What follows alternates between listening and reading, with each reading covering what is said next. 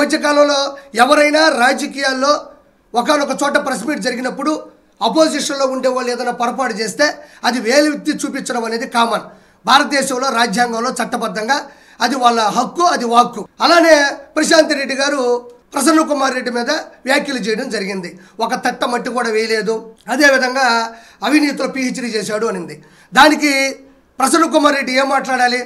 నేను అవినీతి చేయలేదు, నేను PhD చేయలేదు, నేను ఈ రోడ్లు వేయించాను, నేను ఈ బడి కట్టించాను, నేను ఎంత కష్టపడ్డాను, మీరు మాట్లాడుతుంది తప్పు, నా మీద ఇలాంటి వ్యాఖ్యలు చేయొద్దు అని ఎవరైనా వాళ్ళని వాళ్ళు డిఫెన్స్ చేసుకోవడం కోసం కొంచెం అటాక్ చేస్తారు. కానీ ప్రసన్న కుమార్ రెడ్డి వైవిధ్యంగా పర్సనల్ లైఫ్లోకి వెళ్ళి క్యారెక్టర్ అసాసినేషన్ చేస్తూ దారుణాతి దారుణమైనటువంటి అది అసభ్య పదజాలాలతో మాట్లాడడం జరిగింది. ఆడవాళ్ళని అసభ్యంగా పదజాలాలతో మాట్లాడడం, వాళ్ళకి వీళ్ళకి లింకులు కట్టడం, అదేవిధంగా ఆధారం లేని నిరూపణ లేనటువంటి ఆరోపణలు చేసేది వాళ్ళు మొదటి నుంచి నమ్ముకున్నటువంటి జగమెరిగిన సత్యం.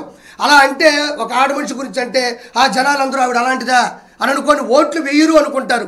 ప్రతి కుటుంబంలో కూడా ఆడవాళ్ళు ఉన్నారు, ప్రతి కుటుంబం కూడా జీవితంలో లొసుగులు ఉంటాయి, ప్రతి కుటుంబంలో కూడా వాళ్ళ పరిస్థితులు బట్టి కుటుంబాలు నడుస్తూ వెళ్తూ ఉంటాయి. ఇక్కడ ఉన్న మీడియా మిత్రులందరి కుటుంబాల్లో ఎన్నో కష్టాలు ఉంటాయి, నష్టాలు ఉంటాయి, ఇష్టాలు ఉంటాయి, కుటుంబాలు ఉంటాయి, పిల్లల చదువులు ఉంటాయి.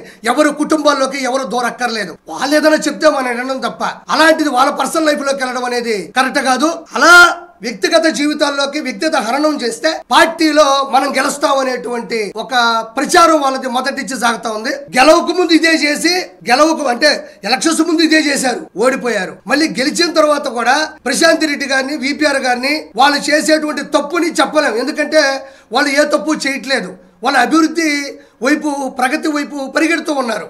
కాబట్టి వాళ్ళని వేలెత్తి చూపించడానికి వీళ్ళ దగ్గర ఏమీ లేదు. కాబట్టి కుటుంబాల లోపలికి వెళ్ళి పడిపోదాం అంటే చట్టబద్ధంగా అవినీతి చేసేవు అన్నప్పుడు రాజకీయాలుగా మాట్లాడాలి, కానీ కుటుంబాల జోలికి వెళ్ళి లోతుగా మాట్లాడడం అనేది ఈరోజు తెలుగు 2 రాష్ట్రాలే కాదు, బయట రాష్ట్రాల్లో ఉండే తెలుగు వాళ్ళు కూడా చేదరిస్తున్నారు, ముఖం మీద ఉమ్మేస్తున్నారు. మనం అందరూ ఒకటి ఆలోచించాలి.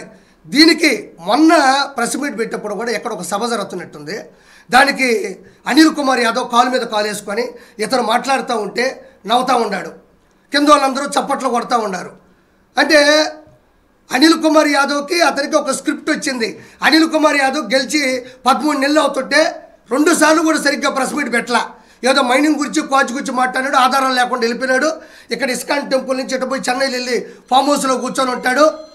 అంటే వ్యక్తిగత హరణం చేయడం అనేది చాలా తప్పు తప్పు తప్పు తప్పు. ఈరోజు మనం ఇంకొక విషయం మాట్లాడాలి. VPR ఫౌండేషన్ ద్వారా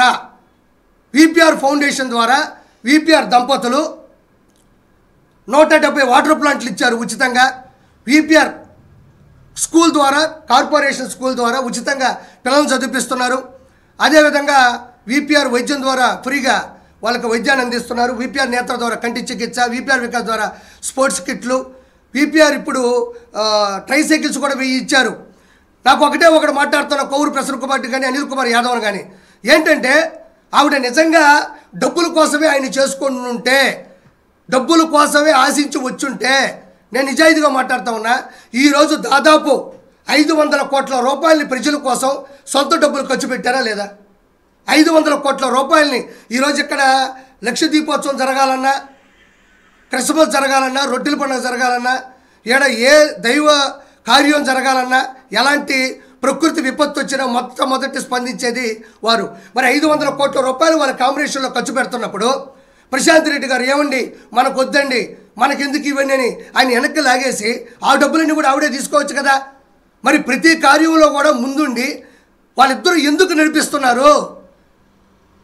వాళ్ళ కుటుంబాల్లో జరిగేటువంటి పరిస్థితుల గురించి మనకెందుకు? ఈరోజు భార్య భర్తలో సగం అంటారు. నిజంగా మనం ఇన్స్పిరేషన్గా తీసుకోవాల్సింది ఆ కుటుంబాన్నే. ఇక్కడ 2 కుటుంబాలను ఇన్స్పిరేషన్గా తీసుకోవచ్చు. అన్నదమ్ములు అంటే కోటమిరెడ్డి శ్రీధర్ రెడ్డి గారిలా ఉండాలి, భార్యాభర్తలు అంటే VPR దంపతుల్లా ఉండాలి. ఇక్కడ నేను చెప్పేది ఒకటే, అనిల్ కుమార్ యాదవ్, ప్రసన్న కుమార్ రెడ్డి ఇద్దరు ఇప్పుడు నెల్లూరు గడ్డ మీద 58 రోజులు ఆమరణ నిరాహార దీక్ష చేసి తృణప్రాయంగా ప్రాణాలు వదిలి ప్రత్యేక ఆంధ్ర రాష్ట్ర సాధనలో అసువులు బాసినటువంటి పొట్టి శ్రీరాములు గారు కూడా ఈ గడ్డ మీదే పుట్టారు. తనకు పిల్లలు పుడితే బంధాలు అనుబంధాలు అడ్డొస్తే సమాజానికి నేను న్యాయం చేయలేనని పెద్ద ఆపరేషన్ చేయించుకున్నటువంటి పొచ్చలపల్లి సుందరయ్య గారు కూడా ఈ గడ్డ మీద పుట్టారు. అంత గొప్పవాళ్ళు ఈ గడ్డ మీద పుట్టారు. ఈ ఇద్దరు దరిద్రులు కూడా ఈ గడ్డ మీద పుట్టారు. ఈ ప్రసన్న కుమార్ రెడ్డి, అనిల్ కుమార్ యాదవ్ అనే ఇద్దరు దరిద్రులు ఈ గడ్డ మీద పుట్టారు. వాళ్ళెక్కడ వీళ్ళెక్కడ? సంస్కారమైన రాజకీయాలు చేయాలి కానీ సంసారంలోకి దూరిన రాజకీయాలు ఏ రోజు కూడా చేయకూడదు. జగన్మోహన్ రెడ్డి స్క్రిప్ట్ ఇస్తే, జగన్మోహన్ రెడ్డి బిస్కెట్లు వేస్తే మురుగుకుంటా ఆడవాళ్ళని వ్యక్తిగత హననం చేస్తారా? అనిల్ కుమార్ యాదవ్ చెప్తున్నాడు, ఏముంది అందులో, తప్పేం చేశారు, తప్పే ఉంది అంటున్నాడు.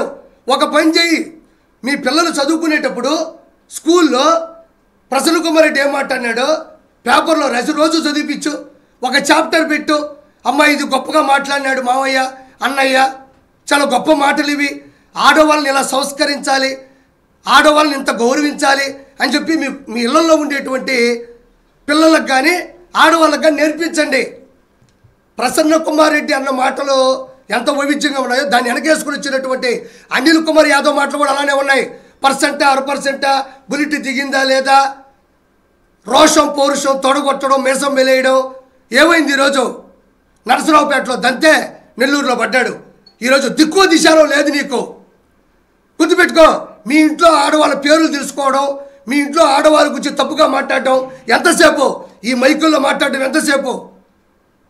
ప్రసన్న కుమార్ ఇంట్లో ఉండేటువంటి ఆడవాళ్ళ గురించి మాట్లాడడం ఎంతసేపు? ఏ ఒక్కరైనా మీ కుటుంబం జోలికి ఈ రోజుకి ఎవరైనా వచ్చారా? ఒకటేనండి, నాన్నగారేమో ఫుట్పాత్ వేశారు, పండిత పుత్ర పరమసుంట, పండిత పుత్ర పరమసుంట. శ్రీనివాసులు రెడ్డి గారు అయితే పండితుడైతే ఈ వ్యక్తి పరమసుంట. నాన్నగారు వేసినటువంటి బాటలో సరైనోళ్ళు తగల్లా, సరైనోళ్ళు ఎదురు పడలా, సరైనోళ్ళు నీ ముందుకు రాలా, సరైన బుల్లెట్ దిగింది. ప్రశాంత్ రెడ్డి గారు రావడం, నీ కథ ముగిసిపోవడం.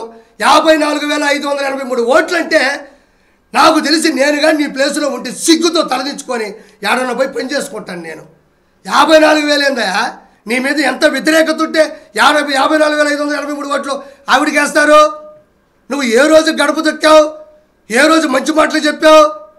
ఏ రోజు ఒక పథకాన్ని అమలు చేసావు? నువ్వు ఏ ప్రభుత్వంలో ఉన్నావు? నీకు ఏ ప్రభుత్వం సీట్ ఇచ్చింది?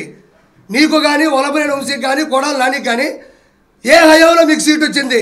టీడీపీ హయాంలో మీకు సీట్ ఇచ్చారు. కానీ అక్కడ మన బూతులు తిట్టాలన్నా, ఆడవాళ్ళని మాట్లాడాలన్నా ఆ పార్టీ ఒప్పుకోదు. మనకేమో నోటి దుల, మనకి జల, మనం మాట్లాడాలా, మనకు తప్పదు. కాబట్టి వైఎస్ఆర్సీపీ కొత్తగా వచ్చిన పార్టీ మనం ఇష్టం వచ్చినట్టు బూతులు తిట్టుకోవచ్చని గబగబ వచ్చి పడిపోయారు. మన నెల్లూరు అనిల్ కుమార్ యాదవ్ కూడా మీకు ఆజ్యం పోశాడు. నేను ఈరోజు ఒకటి చెప్తున్నా, ఈ రోజు నుంచి 2 సంవత్సరాల్లో చూసుకోండి, వీళ్ళ పతనం మొదలైపోయింది. ఆడవాళ్ళ జోలికి వచ్చినా, ఆడవాళ్ళని అనుమానించినా, ఆడవాళ్ళని అవమానించినా ఏ పార్టీ కూడా పతనం కాకుండా ఆగలేదు. ఎవరు కూడా పైకి రాలేదు. నాకు తెలిసి ఈ జగన్మోహన్ రెడ్డి దీనికి వస్తాడంట పరామర్శకి.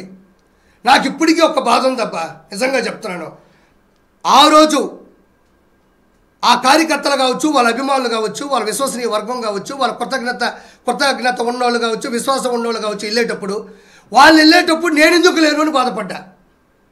వాళ్ళు వెళ్ళేటప్పుడు నేను ఎందుకు లేను, పోనీ వాళ్ళు వెళ్ళినప్పుడు ప్రసన్న కుమార్ రెడ్డి ఆ ఇంట్లో ఎందుకు లేడు అని బాధపడుతుండా. నేను భయపడేవాడిని కాదు.